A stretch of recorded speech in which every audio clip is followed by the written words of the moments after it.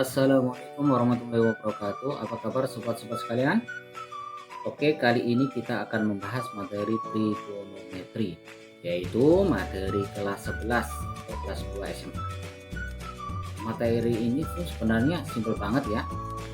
Namun banyak juga siswa atau siswi yang terkadang tidak lolos pada materi trigonometri. Oke, apa sih trigonometri itu? Trigonometri itu adalah ilmu ukur pada segitiga. Mengapa segitiga? Karena segitiga adalah bentuk dasar dari bangun datar apapun. Jadi bangun datar segi 4, segi 5, segi 6, segi 7, 8, bahkan lingkaran sekalipun kita dapat mengubahnya ke dalam bentuk segitiga. Oke, jadi trigonometri tadi adalah ilmu ukur pada segitiga. Oke, silakan disimak baik-baik ya supaya tidak gagal paham. Oke, perbandingan trigonometri pada segitiga siku-siku. Perbandingan trigonometri itu adalah perbandingan sisi-sisi dari segitiga siku-siku. Jadi perbandingan trigonometri itu hanya berlaku pada segitiga siku-siku saja. Bagaimana jika segitiganya bukan siku-siku? Jika ada segitiga bukan siku-siku, kita bisa merubahnya ke dalam bentuk segitiga siku-siku. Artinya kita bisa mempartisinya, membaginya, atau menjadikannya ke dalam bentuk segitiga siku-siku. Oke, paham ya? Perbandingan trigonometri pada segitiga siku-siku ini dasarnya. Jadi tolong disimak dengan baik-baik. Oke, sin alfa di sini. Sin alfa itu sin itu demi depan bermiring. Jadi ini alfa, depannya itu adalah a, berarti a per miringnya adalah c. Itu disebut sin alfa. Sedangkan cos alfa itu samping per miring, disingkat dengan sami. Sampingnya itu b, miringnya itu c, berarti menjadi b per c. Ini sin itu depan per miring, depannya a, miringnya c. Cos itu sami, sampingnya b, miringnya c. Oke ya, paham ya? Kemudian kosekan. Oke, kosekan. Kosek alfa. Itu tinggal kita balik. Kosekan itu kebalikan dari sin. Nih. Jadi C per A. Ini harus dihafal ya. Ini dasarnya nih. Kalau sekan itu kebalikan dari cos. C per B. Oke, jadi dibalik. Kemudian tan alfa. Tan itu depan bersamping. Desa. Depannya A, sampingnya adalah B. Kebalikan dari tan itu adalah kotan. Kebalikannya kotan itu B per A. Jadi silakan dipototin dulu. Sin itu depan per miring, sedangkan cos samping per miring. Kosekan itu kebalikan dari sin. Berarti kalau sin A per A per C, berarti kosekan itu C per A. Kalau cos itu B per C, berarti sekan itu C per B. Tan A per B, depan per samping, desa. Disingkat dengan desa. Kebalikan dari tan itu kotan, B per A. Oke ya, dapat dipahami. Ini perbandingan pada segitiga siku-siku. Ini dasarnya. Sebelum kita masuk ke relasi sudut. Sudut-sudut berelasi maksudnya. Next. Oke. Sebelum ke sana, kita akan membahas sudut-sudut istimewa. Sudut istimewa. Ada sudut 0 derajat, ada 30, ada 45 derajat, ada 60, ada 90 ya.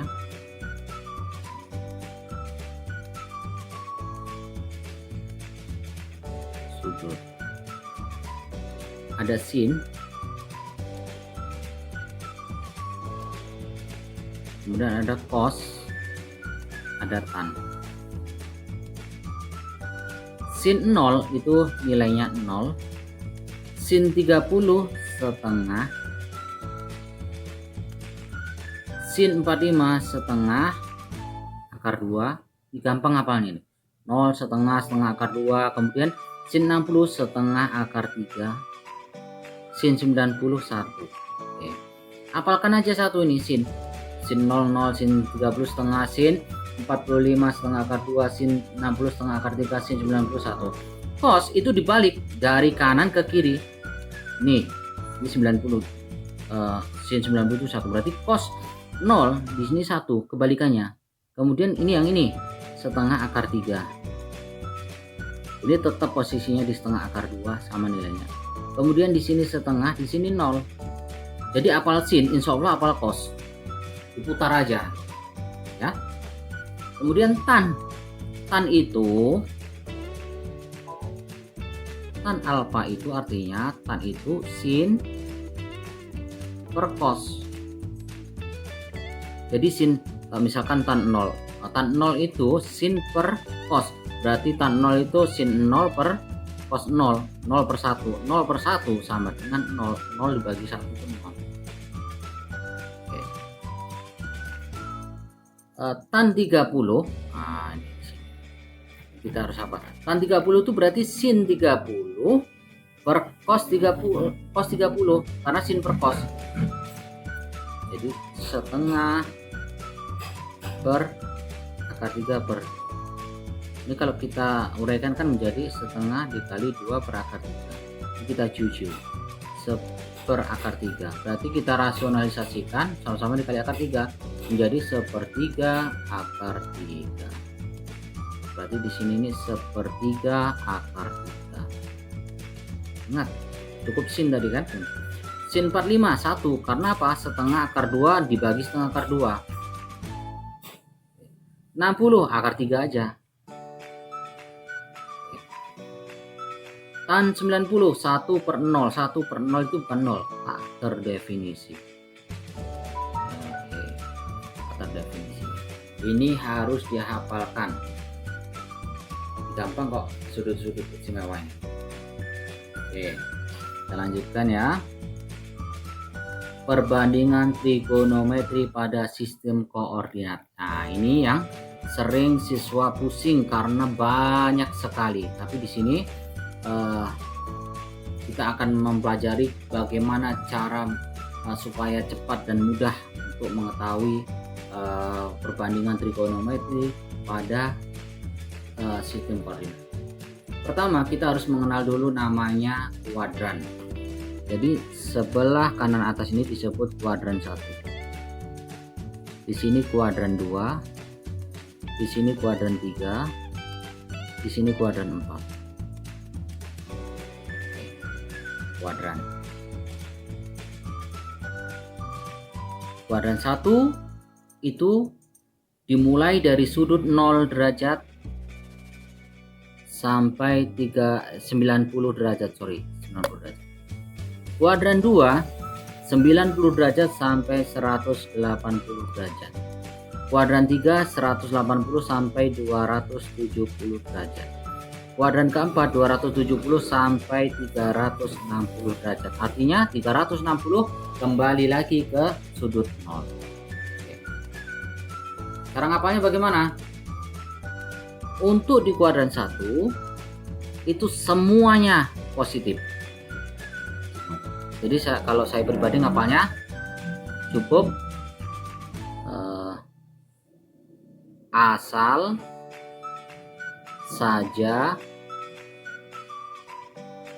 tahu cara. Asal itu all, singkatan dari all, semuanya. Saja itu sin. Oke. Tahu itu tan. Cara itu kos. Jadi semua di kuadran 1 positif. Kemudian di kuadran 2 yang positif hanya sin dan kebalikan sin. Apa kebalikan sin tadi? Kebalikan sin itu ada kosek. Kosek. Tan di kuadran 3 bernilai positif. Kebalikan dari tan tadi kotangen. Kotang. Kuadran 4 kos. Kebalikan dari kos adalah sekan. Itu yang positif ya. Nah, ingat tuh positif kuadran 1 semua, kuadran 2 hanya sin, sama kebalikannya, kebalikan dari sin itu kosek. Kuadran 3 itu adalah tan, kebalikannya kotangen. Kuadran 4 adalah kos, kebalikannya adalah sekan. Oke. Nah, di sini mau kita ajarkan cara supaya cepat mengetahui perbandingan trigonometri pada sistem koordinat. Kalau kita menggunakan sudut 90 nih, diulangi lagi. Kalau menggunakan sudut 90 dan 270, itu trigonometrinya berubah. Sin jadi kos, kos jadi sin, sekan jadi kosekan, kosekan jadi sekan, tan jadi kotang. Misalkan begini nih, ditanya sin, ya, sin 120 derajat. Sin 120 derajat itu kalau kita menggunakan 90 tambah, kan artinya menjadi sin dalam kurung 90 ditambah 30. Kita lihat lagi langkah keduanya, kita lihat ini 120 itu berada di kuadran 2. Kuadran 2 itu sin positif atau negatif? Positif, berarti tetap nggak perlu kita kasih tanda negatif. Kemudian sin, kalau memakai sudut yang ini nih, yang 90 sama 270 ini, yang berdiri ini, maka trigononya berubah. Sin itu jadi cos. Jadi cos alfa, letak aja di belakangnya 30. Cos 30 nilainya adalah setengah akar 3. Tapi nah nih, kalau memakai sudut yang mendatar 180 dan 360 nanti, ini untuk yang nih, nah, itu tidak perlu kita mengganti trigononya.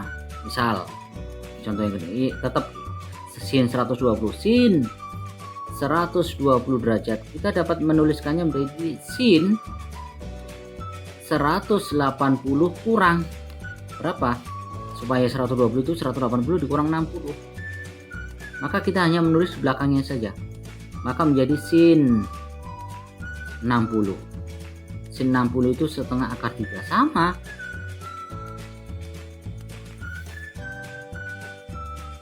Ya, bisa dipahami ya. Pokoknya kalau pakai berdiri itu berubah. Contoh lagi, cos kita buat. Contoh sin. Sekarang cos 210 derajat. Kita mau pakai yang sudut mendatar ini 180 tambah aja. Karena 210 itu kan 180 ke atas. Maka kita dapat menuliskannya menjadi ingat dulu, cos 210 itu berada di kuadran 3. Kuadran 3 ingat tadi, yang positif hanya tan. Cos bernilai negatif, kita cukup mengasih tanda negatif karena dia berada di kuadran 3. Cos bernilai negatif. Cos 180 ditambah 30. Karena 210 itu artinya 180 ditambah 30. Jadi cukup kita tulis negatif cos 30. Artinya negatif setengah akar 3. nggak perlu kita rubah trigononya ini. Tapi kalau kita pakai sudut yang berdiri ini yang 270 kurang, bisa kita tetap sama contohnya kita buat cos 210 itu artinya negatif. Oke. Cos 270 dikurang berapa supaya menjadi 210 dikurang 60. Oke. Karena memakai sudut yang vertikal ini yang berdiri 90 sama 270 itu berubah dia trigonometri. Cos jadi sin, maka negatif sin, tulis belakangnya 60. Negatif sin 60 itu artinya negatif setengah akar 3 sama. Misalkan lagi kita tuliskan sudut 300 tan sini ya, sebelah sini aja. Tan 300 derajat berada di kuadran berapa? 300 itu berada di kuadran 4. Sekarang kuadran 4 itu tan positif atau negatif? Tan negatif. Oke. Sekarang kita tinggal pilih pakai yang 270 tambah atau 360 kurang. Kalau kita pakai 270 tambah, maka ingat kita lihat dulu kuadrannya. Ya di kuadran 4 tan itu negatif. Negatif tan 270 ditambah 30. Oke. Karena memakai sudut 270, maka trigononya berubah, tan itu jadi kotangen. Negatif kotangen, belakangnya kita tulis 30.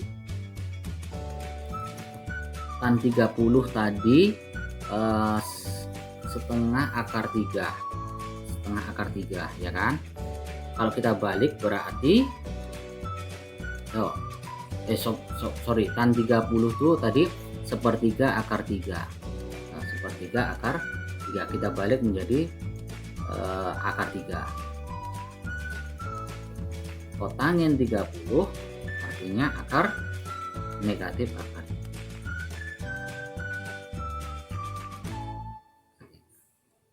Sekarang kita pakai sudut yang mendatar.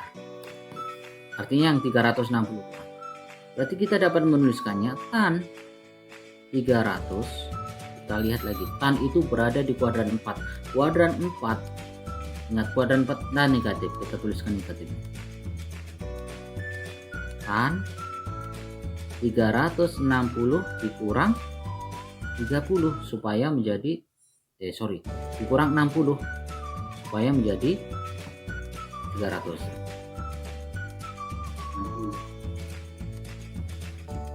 Karena kita memakai sudut mendatar, nggak perlu berubah trigononya. Tan tetap menjadi tan, maka menjadi tan. Kita tulis belakangnya 60. Negatif tan 6. Negatif tan 60 itu artinya negatif tan 60 itu akar 3. Sama ini. Jadi berapapun sudutnya dan kita memakai yang sudut vertikal atau horizontal yang 90 sama 270, ingat kalau pakai yang berdiri 90 sama 270 itu trigononya nanti berubah, sin jadi cos, cos jadi sin, tan jadi kotangen, sekan jadi kosekan, itu aja. Kalau kita memakai mendatar, dia tidak perlu merubah. Oke. Sekarang kita coba berat.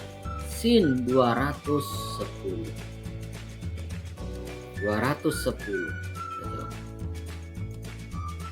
Nah, sin 210 kita mau pakai kan begini. 0, 90, 180, 270 atau 360.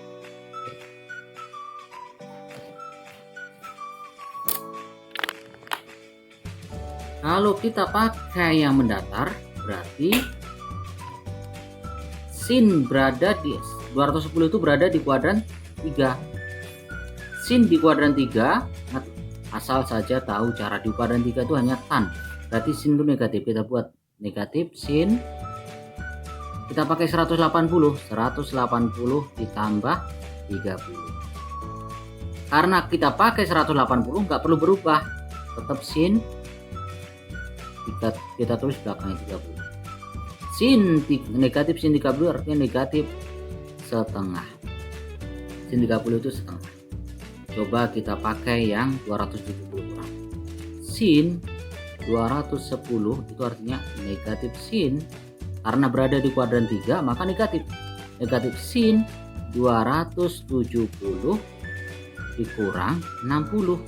Karena kita pakai sudut yang vertikal yang berdiri, maka trigonometri berubah sin itu jadi cos, maka negatif cos kita tulis belakangnya 60. Maka menjadi negatif cos 60 itu setengah. Sama. Jadi jawabannya adalah negatif setengah. Kemudian yang B, tan 300. Oke. Kita tulis tan 300 derajat. Pertanyaannya, tan 300 itu berada di kuadran berapa? 300 itu berada di kuadran 4, lebih dari 270. Pertanyaan selanjutnya, tan di kuadran 4 itu positif atau negatif? Ternyata negatif. Kita tulis negatif. Sekarang kita mau pakai sudut yang tegak atau sudut yang mendatar. Kalau tegak berarti kita pakai 270 ditambah 30. Karena kita memakai 270 maka tan berubah menjadi cot tan. Kita tulis sudut di belakangnya 30.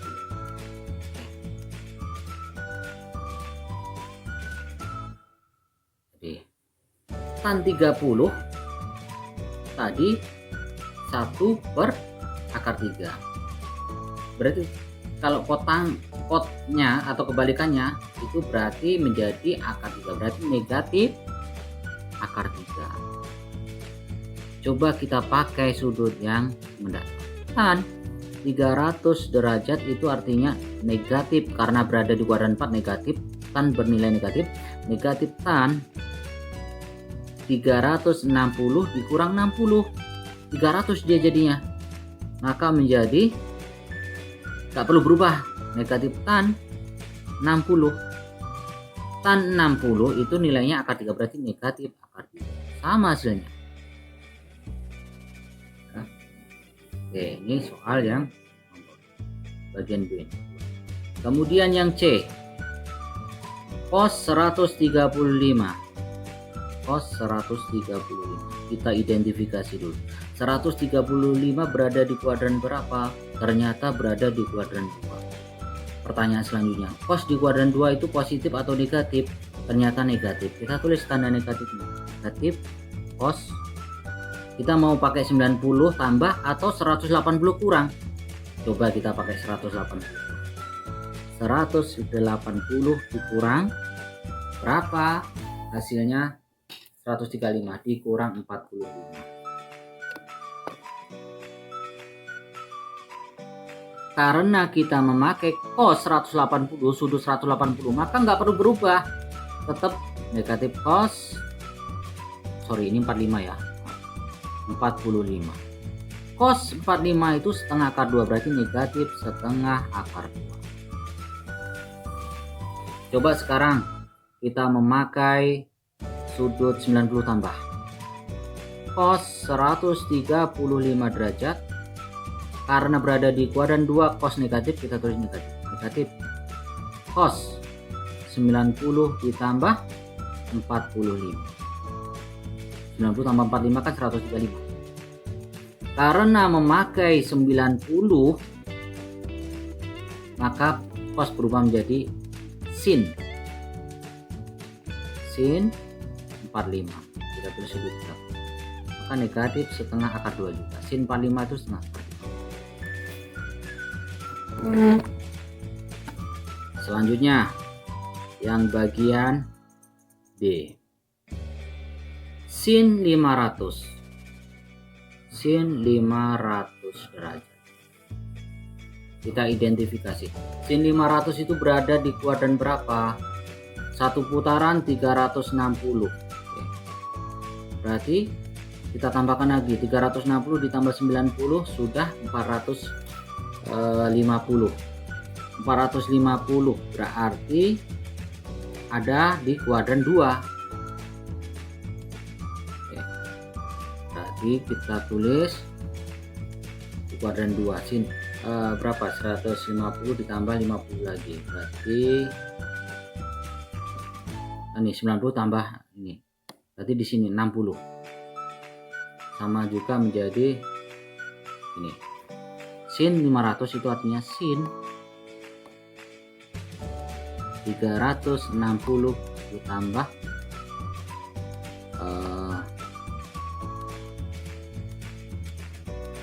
140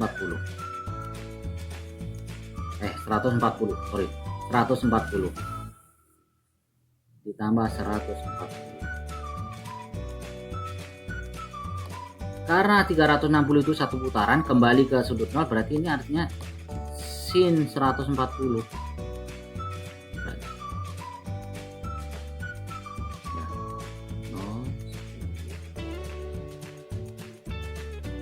Ya, sin 140.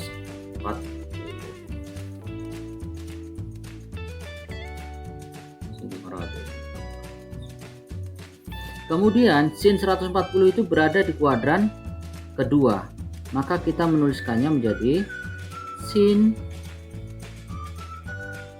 140 itu sama juga menjadi sin di kuadran 2 positif. Tidak perlu kita kasih tanda itu. Sin 90 ditambah 50.